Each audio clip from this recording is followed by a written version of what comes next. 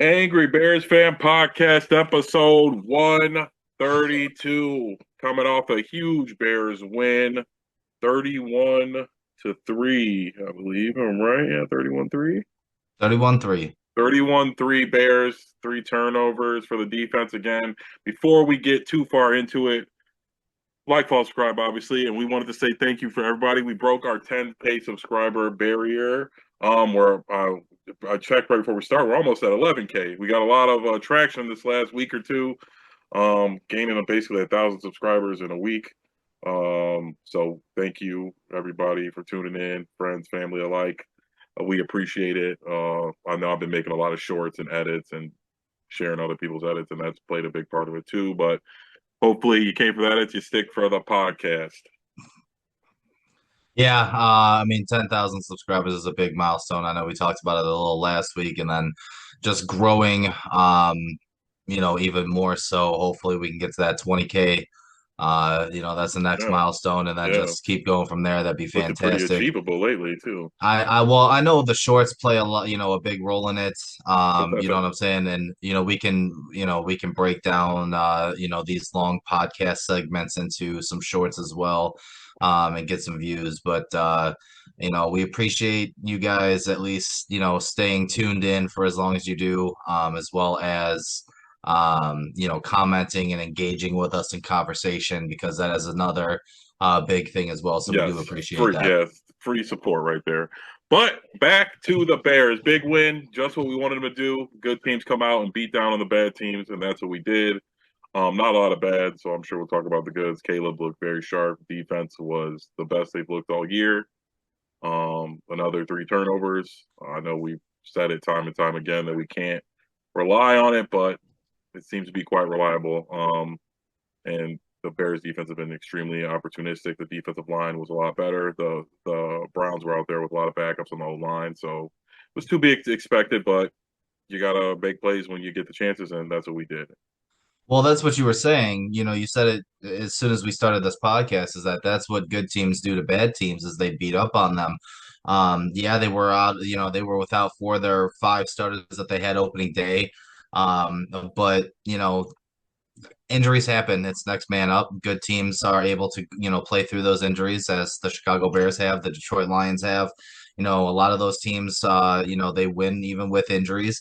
Grady Jarrett's getting healthier. It seems like since he's come back from like his so-called injury, missing the few weeks that he did, it seems like, week by week, gradually he's starting to get his feet back under him. I still don't like the signing, but at least he's showing up on film, and he's showing up on game day, a couple plays here and there. So that's been nice to see. But yeah, Caleb played a hell of a game, 17 to 28, 242 yards, two touchdowns, no picks. The completion percentage, I was thinking about this realistically too, and Caleb's never going to be a 70% completion guy. It's never going to happen. I don't know if never is Um, the word, but he's it's got never that going to happen. gunslinger That's Brett never Favre going to thing. happen. Yeah, it's never going to happen. That's forget about 70%. I think his ceiling is like a 65% guy, and I'm okay with that, because if that means that he's going to take the chances that he took in that second touchdown throw to DJ Moore, where you're saying no, no, no, no, no when he's throwing it, and then after the play you're just like, how the fuck did he get away with that? I'm okay with that. Because you got to you didn't see any of those chances last year, because the mindset last year was, whatever you do, do not turn the ball over. Just don't do it. Um, and we talked about, hey man, just you're the number one pick for a reason. Just fucking let it go. And You're right. that's what he's been doing. And so that's good to see. And I'm okay with that. The run game again, man. DeAndre Swift, 18 carries, 98 yards, good for over 5 yards a clip, two touchdowns. Monangai didn't have the best game, struggled a little bit catching the football. Oh yeah, I was Bef- just gonna. That was you one know of what my I'm only saying? bad, But really, couple bad yeah, drops. he had one he had one drop on a screen pass that he could have taken probably for a touchdown. Yeah, the It first was a one of the game. It was like, or yeah, it was first quarter. it Yeah, I was an remember that too. absolutely Yes. perfect play call in that scenario. Burden, 6 catches, 84 yards. DJ Moore finally getting involved with 4 catches, 69 yards and two touchdowns. And Colston Lovin, 4 catches, 63 yards. So I mean, the ball was being spread around. No Rome Odunze again this week. he was on track to play. He reactivated his or re-aggravated his injury, I should say, pregame, and he sat. But yeah, I mean, you talked about it, man. There wasn't a whole lot of bad. The offensive line, ever since the bye week, has been a consistent like thing on the good list since the bye week, and it continues again this week. Offensive line was just dominant. Yeah, Miles Garrett got 1.5 sacks, but you know what? He was going to get something, and Yeah, I'm okay. I'm okay with and that the because it sack didn't. wasn't really the O line fault either. Caleb No, just it was didn't get not rid of the ball. He just held on to it for too long. exactly. They obviously could be better, but yeah, like you said, they did a great job close and level and put Garrett on his ass once. They Jonah really Jackson knocked the fuck out of out of Mason Mason Graham. Graham. Yeah, yeah, I made it short of that too. It's just a lot of the offensive line has just been amazing. It can't be understated. And through all the injuries you had, and I was reading something, the Bears are the most injured team in the league so far, and that's hard to believe. So, a lot of big injuries. Micah Parsons went down. Obviously, we'll talk about that in a little bit, but the Bears' offensive line has been healthy, consistent, and like we talked about at the beginning of the year, they needed time to gel, and they have gelled. Ozzie looks like he's pretty solid out there left tackle. He did a great job against Miles Garrett. He's been pretty good every week ever since. I mean, we do a good job of helping him, but he looks like he's going to transition into a nice mainstay at left tackle. Who knows if he'll be elite, but he's definitely a nice anchor out there. And Tooney Dahlman has definitely been so much better. Again, the bye week, as you pointed out, was just a big shift for the whole O line, and they have been amazing, making Caleb's job easy. The run game's going. And speaking of the run game, I harped on this a lot, and this has been an apology tour this year, but definitely apology to DeAndre Swift. I was not happy with us going back into the season with him as our number one guy. He didn't start the season off very well. I was all over him. We wanted the other options, other running backs, and he has just been amazing since then. He's been hitting the holes, running hard, getting extra yards when he can. He's been good in the pass game. And he's just been amazing for us. And luckily, we didn't go out and spend some of that money that I was banging on the table for. Like I said, same thing. I was very upset we didn't get Micah Parsons. And hindsight's obviously 2020, and who knows if he tears his ACL if he's on the Bears. But it seemed like a bullet dodged. Um, but yes, Bears been amazing. O-line great. Ben Johnson great, and we did what we were supposed to do. Shador, they were all over him. 3 picks. Made some really good throws. I would say the only bad was Mononga drops, and we're still having trouble with the down the field coverage. Guys, we got to get their head Especially up. cover zero. I Yes, had that. I had that on my list as one of the bads because I only had two. I had that and Cairo Santos. But let's talk about the cover zero a little bit. Kyler Gordon's injury definitely does not help the Bears. It hurts no, more than anything because he's a better coverage corner in terms of being in the slot. So, and CJ Gardner Johnson, as good as he is on the blitz, that's no, not his strength. no. That's not his Guarding strong anybody suit, 1-on-1. No, he's an instinctual. especially on any safety. Any No, safety is going to struggle covering one-on-one, and that's what the problem is. So Kyler Gordon's injury definitely hurts the Bears when it comes to that. So I'm not going to put too much, I'm not going to put too much blame on Kevin Byard or CJ Gardner Johnson. But I will say with Dennis Allen, in terms of calling that cover zero, when you call it, it's got to get home yes. because that's what Yeah, happens. that's And what we got to preach that make sure. Last week it was like Jalen Johnson didn't go when he should have went. And we just got to make sure if you're going to call that, everybody's got to go, and you've got to pin your ears back and got to get in there and got to get your hands up because we don't have the coverage corners for a guy to be doing the cover zero blitz and letting a guy run across the field. Shador made hell of a throws on each of them, honestly. I mean, it was good coverage. They didn't get their head around. The first one was right in the cover 2 window, right in between, right before Byard got there. It was a great pass. The other one was Bond 1-on-1. And then even the interception of Jalen Johnson, he never got his head around. I mean, obviously he made a great play when the ball hit Jerry Jeudy in the chest and went right to him. But yeah, Jerry um, Judy's just buns yes, because I seen a lot of people on Twitter talking about that throw, and it's like Patrick Mahomes, Tom Brady, Josh Allen, they've made a living off of that back shoulder throw. oh Aaron no, Rodgers, same yes, thing. There was nothing wrong with that's that throw. franchise quarterback throw. That's That was franchise a quarterback perfect to his throw to number one Jerry wide Judy. receiver. Yes, there's Jerry no Judy way he should have drops caught that. that Yes, ball. he should have dropped it because it wasn't even a particularly great play by Jalen. He was in good position, like he should be, but it literally like went into his hands. It It bounced off his felt chest. I was watching it and I was confused because Jalen Johnson wasn't celebrating like he had the ball. And then when Judy got up, because I thought Judy caught it, I was like, fuck, touchdown. And then Judy got up, I'm like, where the fuck's the ball? And then even Jalen Johnson was just all nonchalant, like he had gotten a pass breakup, and then you see intercepted it. But it was tough to see that Shador's worst game. Caleb had a great one. A lot of people were Chris Broussard. Some other people Chris were saying. Broussard, that fucking moron. I mean, Yeah, I like Chris like Broussard too, but Shady McCoy. yeah, LaShawn McCoy is the most like he's the most intolerable he's a person I he have hates ever every heard. quarterback. He was hard on Justin Fields. He hates on Caleb. It's like I don't. What I will say, and we won't go on a tangent and make anything political. For whatever reason, the black community is like all in on Shedeur Sanders, and it's like if he doesn't do well, it's a conspiracy, and when he does good, it's because he's a goat. And it's like that part I don't like. I like Shedeur, and I want to see him do good too. We all love his dad, and I don't. You know what I mean? It's nice to see those stories, but he played bad. Like it has nothing to do with being black or white. You know, half the court. This isn't when we were kids when there was three black quarterbacks. Half the quarterbacks in the league are black. Half the starting quarterbacks in the league are black. The number one overall pick was black. There's not this fucking conspiracy to put Shador in his No. place.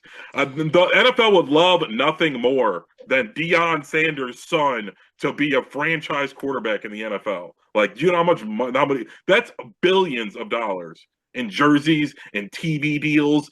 And you think the Browns don't want Shadur's like this? I don't get the logic where people are like, it's a conspiracy to put him back in his place. It's like what the Browns want nothing more than Shadur to be a top 15 quarterback and Yeah, do sell you a think that million jerseys. Kevin do you think that Kevin Stefanski would really risk his job and everything else just to purposely sabotage a fifth round rookie Yes, quarterback? no, I just think Like there's all I just think it's is they misjudged it. That's all it is. It happens all the time. Trey Lance was starting over Brock Purdy.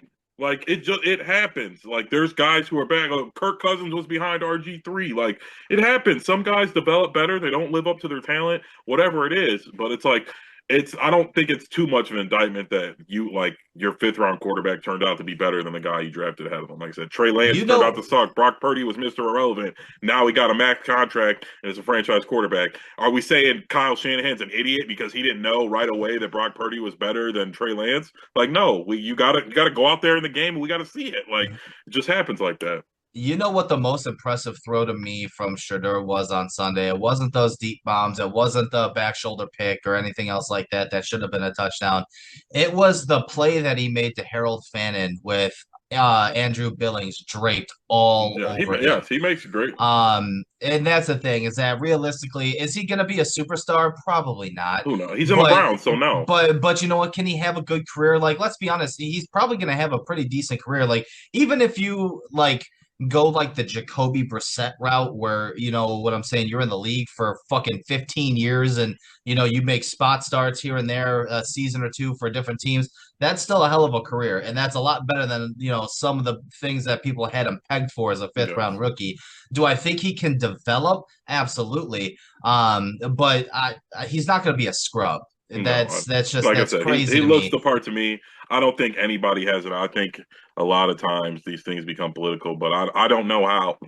Like I remember this narrative when we were kids, yes, and it did kind of feel like that at times, but now it's kind of gone. It doesn't make any sense when they're like, "Oh, it's because he's cocky." It's like people just didn't think he was good. There's a lot of cocky players. Like they were like, "Oh, well, Jackson Dart was doing this." It's like, yeah, and you saw Jackson Dart play. He's pretty damn good. Like as a rookie, it's like on a team with with a bad O line, all his players are hurt, and he goes out there and he looks at least looks the part. He So competes yes, and every week. so that's I don't like the notion that there's it's a conspiracy Well, that and against he's growing a Shador. lot at the podium too, Yeah, because I mean he's great. People love him. I think he's a the franchise quarterback. reporters were trying to bait him into Yes, throwing Jerry Judy under the bus, and he just go, you know what I'm saying, and he handled that with class.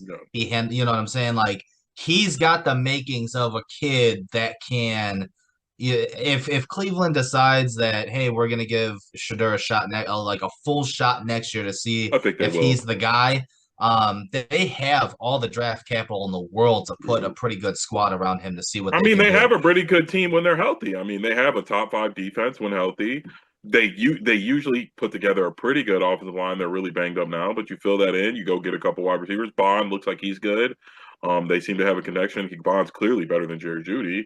Um, Fannon's good. Njoku's pretty good. I mean, they got some good, stable young running backs. and he'll have a year under his belt. I'd like to see. I don't envision them taking anybody else. There's nobody coming out in the draft that's head and shoulders better than Shedeur Sanders or anybody. Maybe it's like, and they've already got another young guy in Dylan Gabriel who's a prospect. So it's like you're gonna have three rookie quarter. You know what I mean? Basically rookie Yeah, I don't quarterbacks. know. I don't know how you, as an ownership group or even as a GM, how you can sit there and be like, all right, we're going to take a quarterback 1 year after picking two in the draft It don't make already, sense. and then you're going to have Deshaun Watson on the roster next year anyway, because you can't do anything with him. Nobody wants that contract. Um, but yeah, I mean, it'll be interesting to see. We did come out of this game relatively somewhat healthy. Yes. There's a big question mark with Luther Burden. So he was carted off the field, not off Yes. the field, but off the sideline with an ankle injury. He was DNP today at practice. Of course, it was just kind of like a estimate because it was a walkthrough. He was DNP. Same thing with Roma Dunze. Those are the two big ones. We did, open the 21-day return window for Edmonds, so that's going to be huge, especially if he can, make his comeback for this game Saturday, week 16. It's No. Packers week. No. It's Packers week round two, baby. Here we Yeah. go. Saturday, We'll seven talk about o'clock. that a little bit before we get started on that. I have a little shit talking to do to one person in particular. I told them I was going to do this because we have been talking since Friday.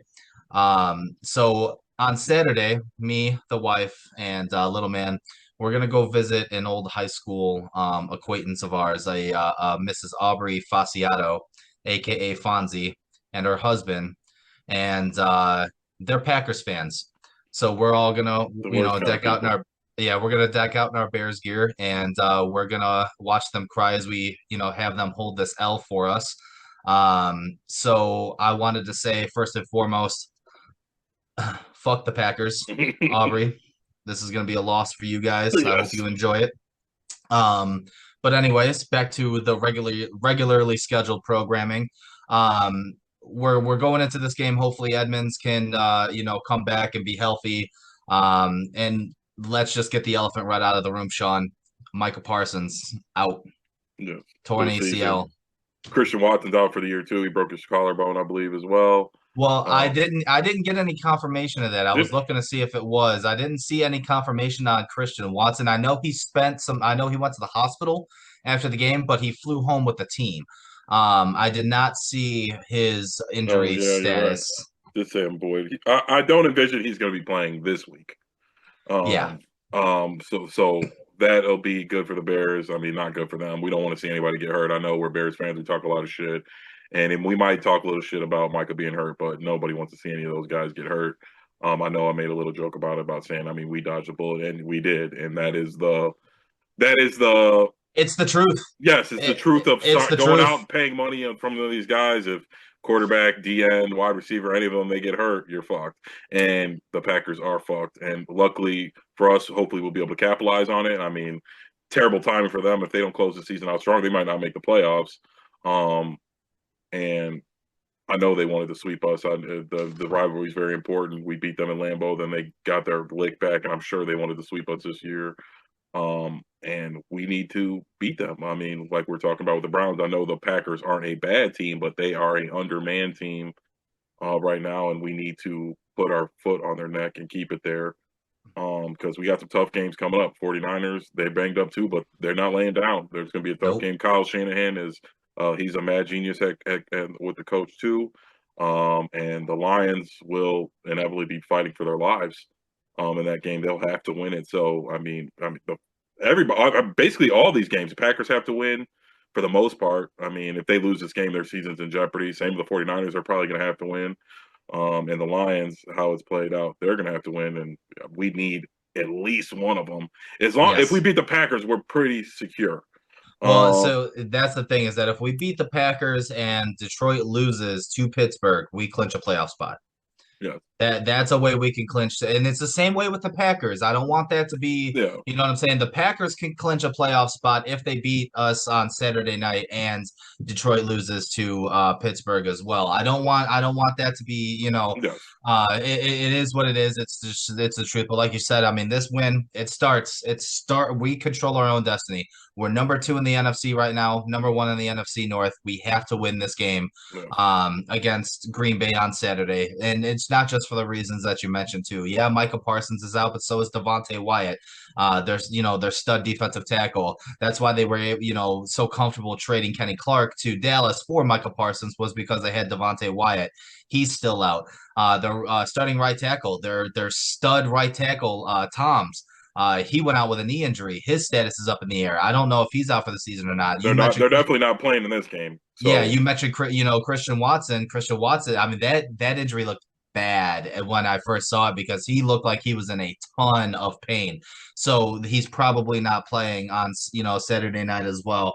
And it's one of those things where now is the time for the Bears to get ready to play this game and take it to yes, them. You yes, got to very get your seriously. revenge game. Green Bay looked very pedestrian against Denver on Sunday. We'll call it like it is.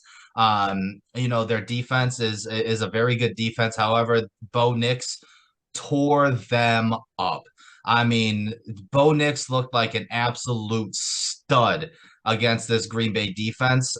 He was making throws that I didn't know Bo Nix could make. I mean, he was dropping dots to Cortland Sutton all fucking game long. And if the Bears could take advantage of some of the discrepancies that they have at corners, because realistically, Green Bay's corners, while their defense is good, their corners have been good because they've had a good defensive line and good linebackers. Mhm. Quay Walker went out of the game Sunday against Denver with an injury. So now you're without Devontae Wyatt, Michael Parsons, Quay Walker. Now all of a sudden these corners are being put on islands and they're expected to cover for a longer period of time, and And they're our just receivers not can good play. enough to Yes, do that. yeah, So the Bears have to take advantage of that. But it all starts, Sean, with the run game. We yes, have to feature the run game. I know we want to feature Caleb, but Caleb does best with a successful run game and play action to build off of.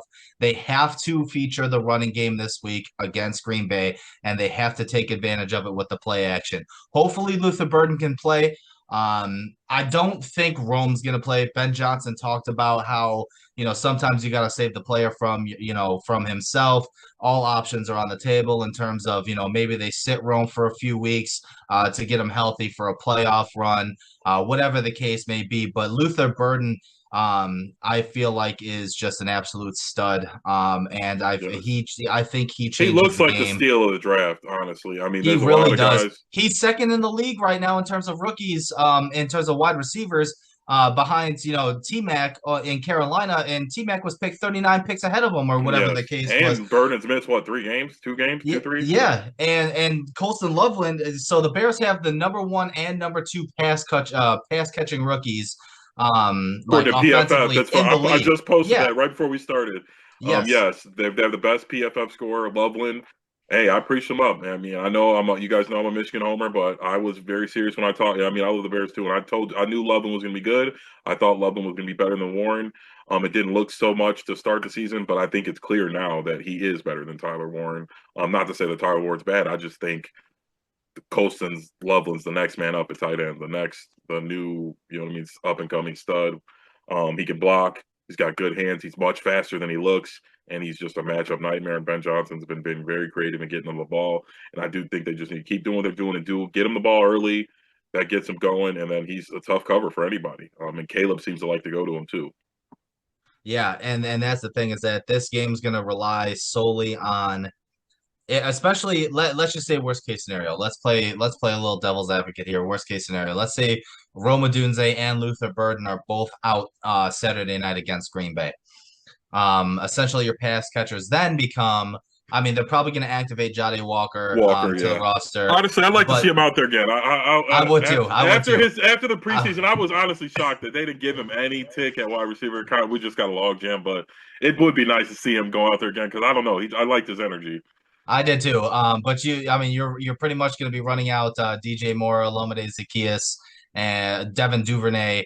I mean, if you can't get on the field, if you can't get Jade Walker on the field with Rome and Luther Burden being out, you know what I'm saying? But that would be nice to see. But you're essentially your three biggest pass catchers that week are going to be DJ Moore, Colston Love, and Cole Kmet. Cole Kmet's injury is fine. He said it was just a roll, you know, it was a football play. He's going to be good to go. And so realistically, you're gonna see a lot of. I think this will be a testament to Ben Johnson's coaching and what he can do as a play caller. If Rome and Luther Burden are both out, I'd be excited to see it. I still think that with the Bears being at home, you know, I picked the Packers to win in Lambeau.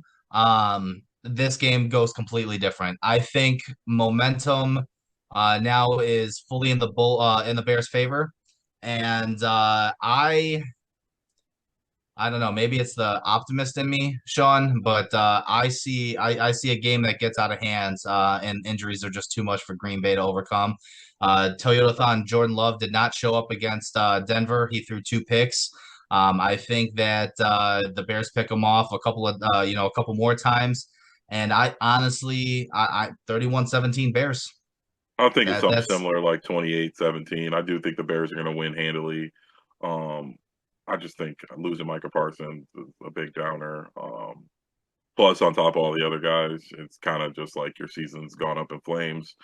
I'm sure they're gonna have a tough practice and come out, but I just think momentum's a real thing, and I They don't. will compete. I mean, Yes, let's it'll face it, be a tough game, Jordan Love's a good quarterback. and he plays great against us. Yes, I'm not gonna sit here and talk shit about Jordan Love anymore because he's proven that he's the guy in Green Bay. Okay, well, he's he's a just good proven he's a quarterback. franchise quarterback, Yeah, regardless. Like I think and sometimes we get Josh a little bit ahead of Jacobs, ourselves, where it's like either you're Josh Allen or you suck, and I think that there is a whole tier of guys where it's like they're really good.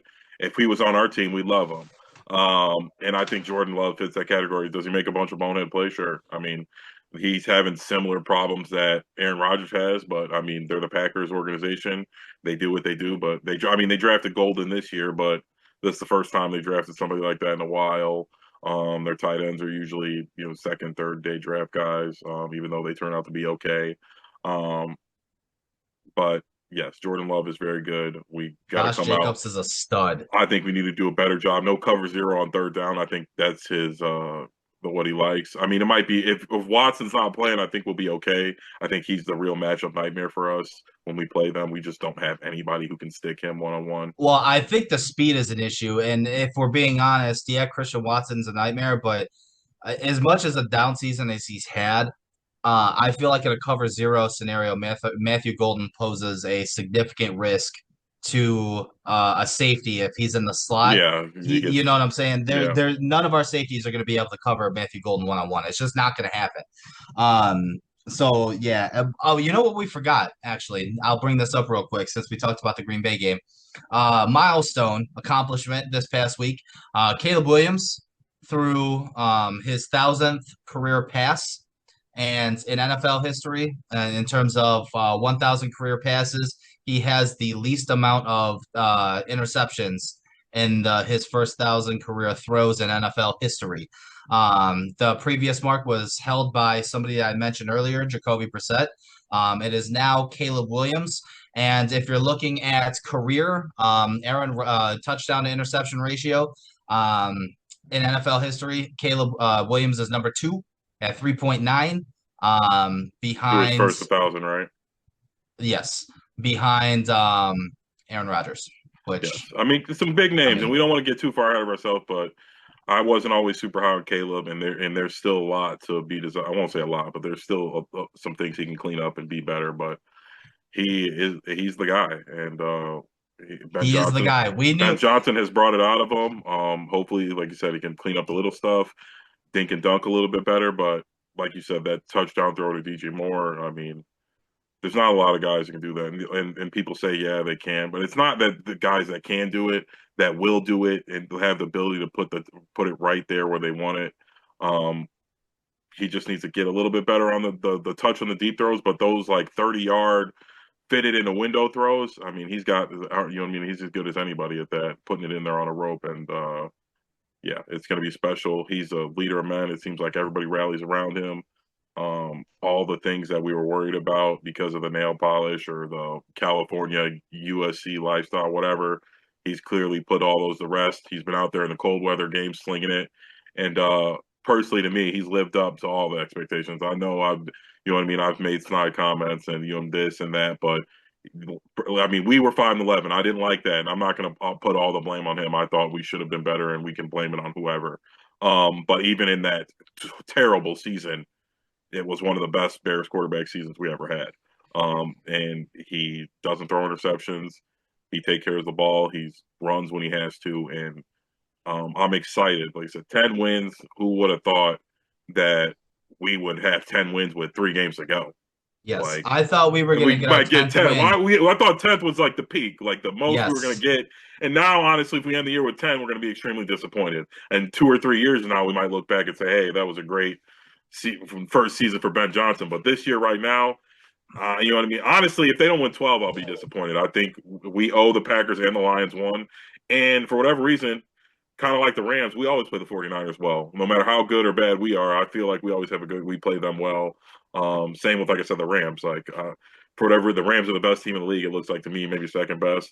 And I just, like, I feel like every time we play them, we beat the Rams. Like, even when they're good and we suck, or even, I don't seem that worried about them. But yes, this 10 wins, crazy accomplishment. Ben Johnson has been everything as advertised.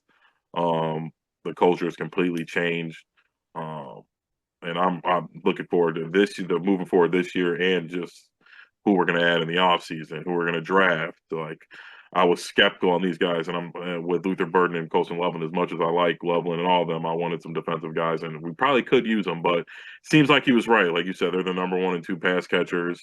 They're instant impact players, and they're just getting started. And neither of them are really featured in the offense. They're making it a point to get them 10 targets or anything like that. They're part of the system, and it's like, well, Luther Burden did have 7 targets. this week, I'm just saying for the first Yeah, time, but this would have been the first time. Like, even in Loveland's big games, I'd probably say 7 was probably the most. DJ Moore got involved. Everybody, Caleb spreading it around. I don't know if that's by design or he's making a point to get everybody involved, because we're going to need everybody firing on all cylinders. Sometimes it's nice to have that number 1 guy who's just above and beyond, but you speak about it with the Packers all the time. It's even more dangerous when you don't know who's going to get it. When you don't, there's nobody to double. You can't double anybody because they're just going to throw it to whoever you don't double. Um, exactly. and yeah, it's going to be fun, and we're going to, like we said, we think the Bears are going to get a big win. We need this win, biggest Bears game, regular season game in half a decade, in my opinion. Um, the last game was, I guess, or maybe the last one we just played against the Packers, but we have to win this game. Send a message that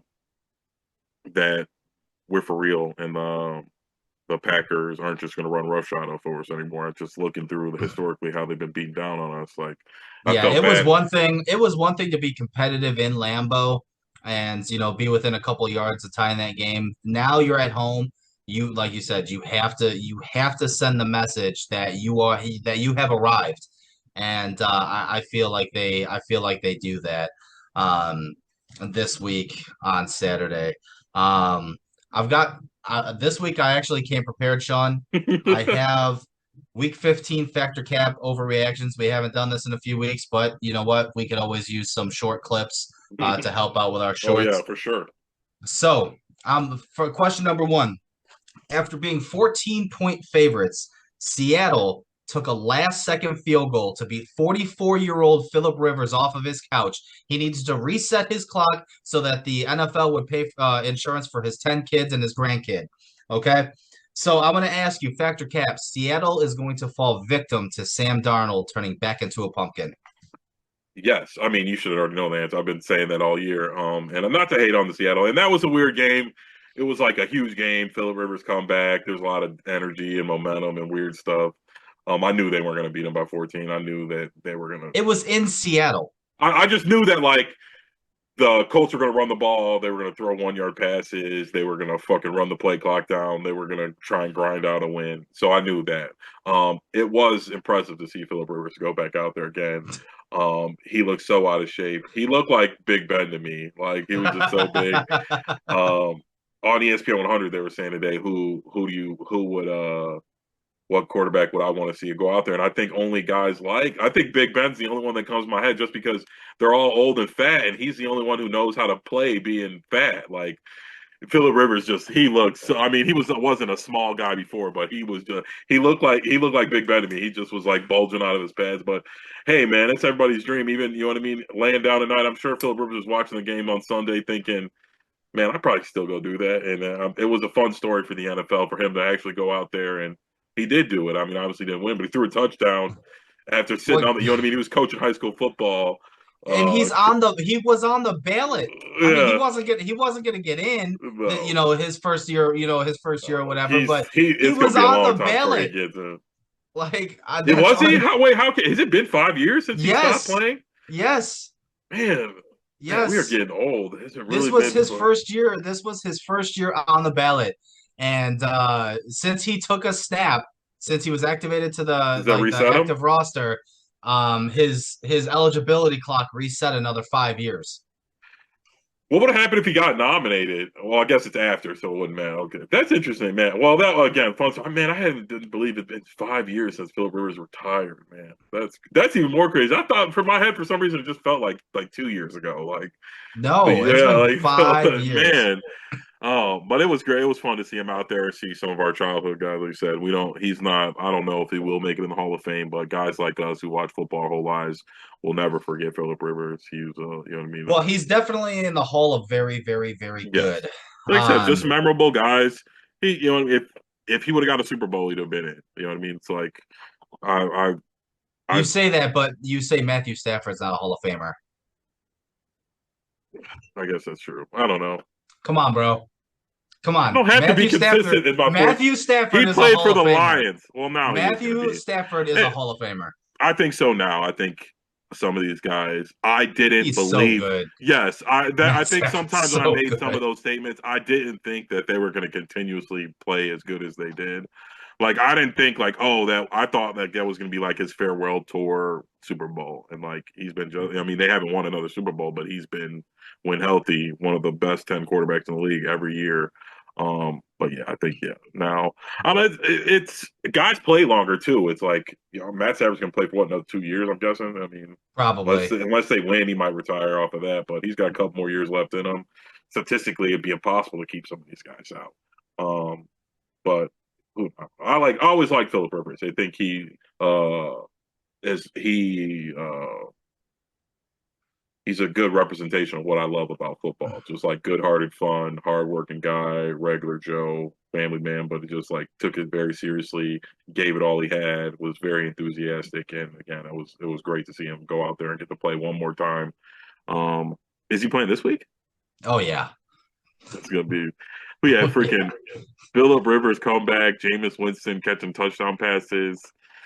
The Chiefs got eliminated. Patrick Yeah. Mahomes tore his Yeah. ACL. Like, what a year! The Bears are, might be the best team in the end. You know what I mean? Might have a chance of being the number one seed. Like, who would have thought like that? All this stuff would have happened. It's like, man, it's been a crazy year. I'm glad that the Bears are on the good side and not the laughing end like usual. But I'm really excited for these final three games. It's going to be a huge Saturday night Bears Packers game. Um, this got flexed too. It was a 3 o'clock game, or what, Yeah. right? And It was TBD. yeah, so the NFL knows what they're doing. These Saturday games are going to be lit. Um, and yeah, really, that's it. Bernard got hurt. I don't know what's going on in Chicago sports. The Bulls Oh, are I've still unless. got more factor Okay. cap, Oh, but I we still forgot got about dog that. of We the haven't week been to doing. go, man. We still we You're haven't trying done to that in a wrap while. shit up already. Well, I forgot we haven't done factor cap in a couple Oh weeks. my goodness. You're trying to cut me off already. All right. So after a monster game and 5 straight wins, Trevor Lawrence has seemingly turned into what he was supposed to. So I asked Factor Cap, Liam Cohen may have finally fixed Trevor Lawrence. uh, I guess I'd say fact. I mean, I'm not too into. Trevor Lawrence has been a lot better than this year. That's all I can say. And his wide receivers have been hurt. They haven't been playing as well as they normally have. But the Jags have been a lot better. But it's good to see. I think Trevor Lawrence is a good example. That sometimes I think a couple years ago we would have thrown these guys away. and been on to the next new toy. But Trevor Lawrence is really, it seems like he's played into his contract. And last year, everybody thought he was overpaid. They've won 5 straight games. They're in control of the AFC South, a division that we all thought was going to go to Indy earlier in the season. And that leads directly into my next one, which is, of course, remember, this is overreactions. The Houston Texans will win the AFC. Mm, I like the Bills. So no, I will say Cap. I don't think that's outlandish. I think the Texans defense is playing like crazy.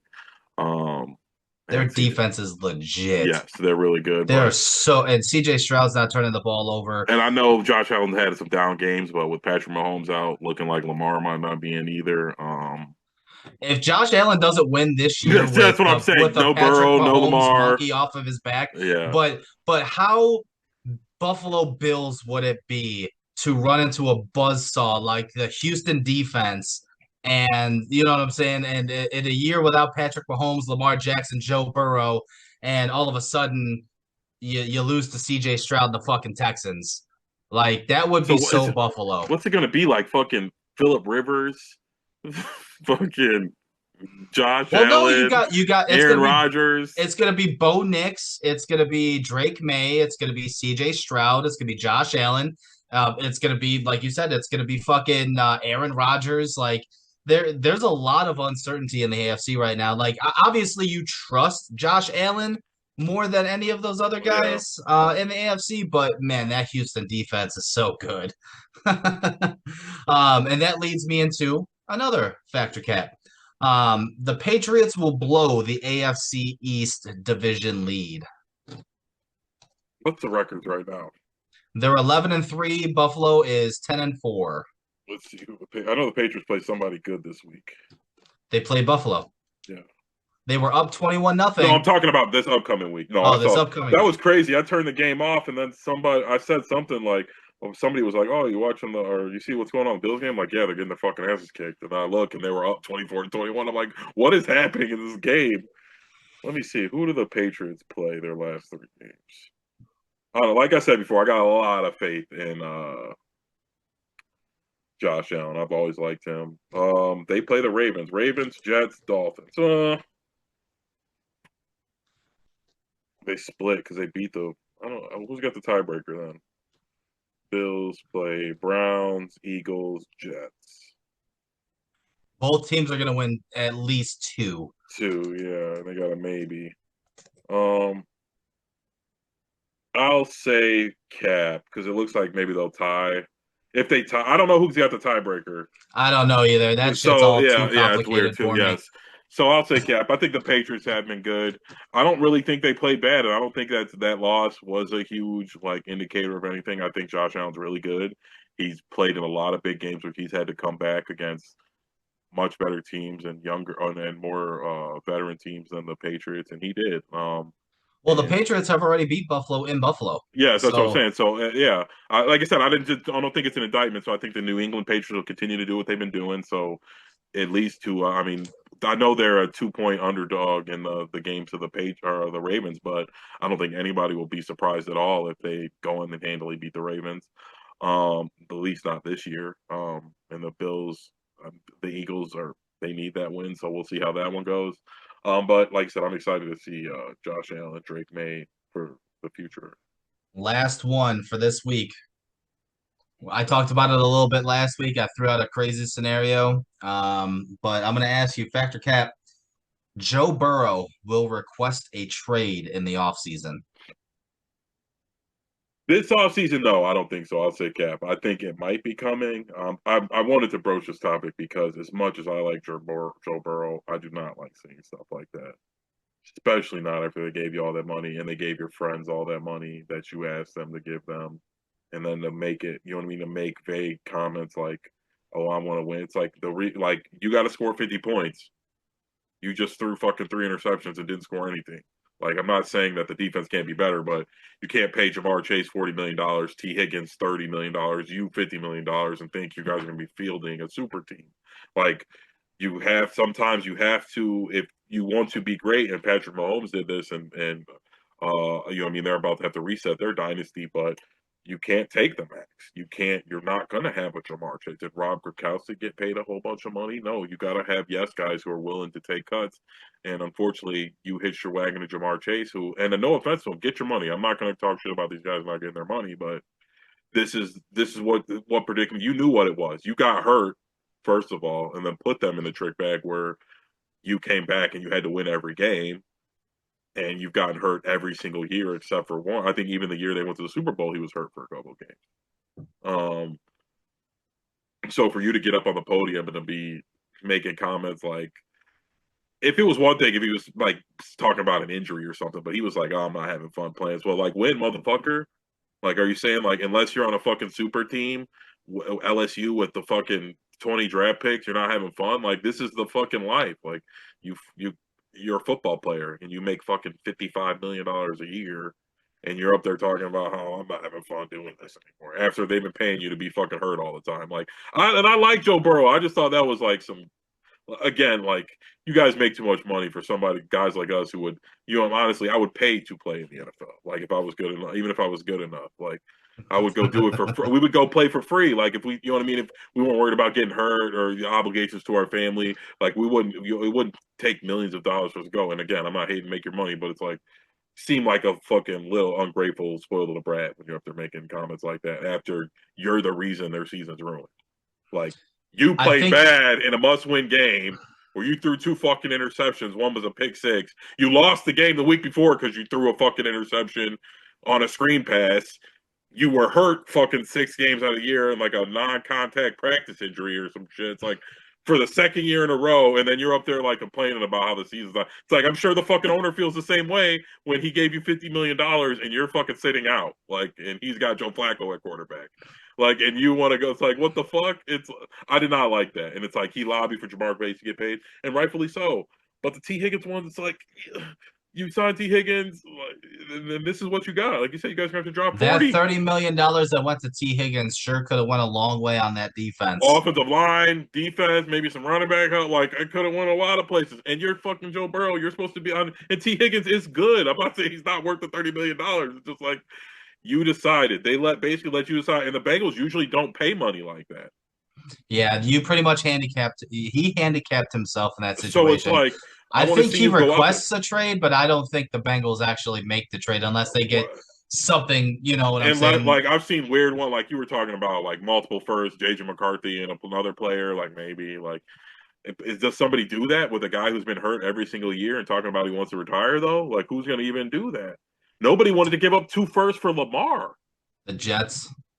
Like, I don't know. Like, nobody made it up. We were talking about this 2 years ago. You know The what I mean? Jets. Well, the Jets got 2 extra first round picks. Yeah, we'll see. I mean, do they want to go get your? But like I said, I don't think he requested a trade this year. But hey, I didn't think he would have said what he said. But I'm glad you brought that up because I did not like that. I thought that was super whack thing to do. Like, bro, like, I knew you're you were gonna be pissed you're off the about it. reason. That's You're the why I. reason they suck. That's Like, why I left it last. yeah. It's I like, knew you were gonna be pissed off about it. you ruined their season. Like, yes, the defense is terrible, but it's like, because you wanted to sign T Higgins and then you wanted to get injured. It's like, we pay the guy we're paying $50 million is missing 6 games, and he wants to, when he loses a must-win game by fucking 20 points to a division rival, he wants to fucking get Shut on and, out yeah, and 24 fucking nothing. play the fucking tiny violin at the press conference. Like, no, you know what I mean? Take some fucking accountability and say, At like, home too, yeah, it's wasn't just it like, at home? you can't say like, hey man, my injury really handicapped us this year. I played like shit these last 2 games when we needed me. I'll be back stronger than ever next year. And you know what I mean? Leave it at that. But it's like, you making comments like it's everyone's fault but yours, or like, I just don't know if I'm gonna do this if I'm losing. It's like, well then fucking play better then. Like, I don't, you were the reason they lost. But like I said, I like Joe Burrow and I hope that he, you know what I mean? Maybe I'm a sore loser too, so maybe that's just what it was. He was pouty, sore loser. I get like that too when I lose, and sometimes I regret it where I'm just like, I don't like to lose either. So maybe we'll chalk it up to that. I'm sure he'll be back in the off season, and but yeah, I mean, All right, final thing of the week here. Dog of the week, week 15. I'm gonna go first since we might have the same person and we had the same person last week and I got mad. So my dog of the week this week is none other than Trevor Lawrence. 21 of 32, 330 yards, 5 passing touchdowns. He also carried it 5 times for 51 yards and had a rushing touchdown, 6 total touchdowns, and a 48-20 beatdown of the New York Jets that got the New York Jets defensive coordinator fired, and winning 5 straight games. Seemed complete in control of the AFC South. My dog of the week this week, Trevor Lawrence. No, I do not have the same one as you this week, but this guy, I was watching this game beginning to end. Puka Nakua. That kid is something special. One of the rare players I never really saw play in college or anything, and just came to the league in the NFL. And I was like, who the fuck is this guy? But you watch him Fourth play. rounder. You watch him play, and that kid is special. Like the only person He's got hands like I cannot believe. Honestly, to me, and might be blasphemous, but I don't know if I would rather have Justin Jefferson than him. Like I don't know. Maybe I think Jamar Chase, yes, because of, like the run after the catch and other shit Jamar Chase does. But slightly, but besides that, I don't think there's anybody I would rather have than Puka Nakua. I mean, obviously he's got a GOAT, a legend thrown to him in Matt Stafford, but man, he is special. And it's like you cannot guard him. And it's like they just throw it to him every play. It's like, and you're watching it, it's like he catches the ball, and you're like, how does he even catch that? You know what I mean? You got to be scheming for that. You got to know he's going to be throwing that. It's like really nothing you can do. Yeah, maybe the fourth round is a good round to pick wide receivers. Puka Nakua, Amon-Ra St. Brown, like it just but Puka Nakua, man, is just on a whole other level. I'm glad you brought him up because I heard I was reading on Twitter a little earlier today that one person was like, I know, just sounded just like you. He said, I know this is gonna sound blasphemous, and I'm not comparing careers and stuff like that. He's saying, but I see a lot of Jerry Rice in Puka Nakua.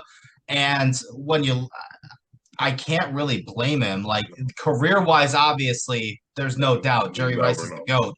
But when you talk about a player who's not the fastest, a player who is just a really good tactician in terms of route running and has probably the best hands in the league, I can see it. I can see the comp. And Puka, I mean, he's just a baller, man. Like he goes out and he plays Yes, hard. he's a dog. And I mean, we're probably gonna have to see him in the playoffs, but we'll cross that bridge when we get to it. Oof. But that's it. That's all. Dog of the week is done. We actually did factor cap. Um, so yeah, all right. that's all. And I again, keep helping us grow. If you're new, please, and you stay till the end. If anybody's still here, like, follow, subscribe, leave a comment, and like I said, please help us continue to grow. I think we're almost at 11K. I think we're like 150 short of 11K subs. So that, like I said, me and Tom were talking about. We just hit 10, and now it feels like 20. At this pace we're going, if we might be at 20 by the end of the football season, or maybe by the draft. But thank you. Like, subscribe. Thanks for staying this long, and we'll see you guys next week. Adios. See you next week.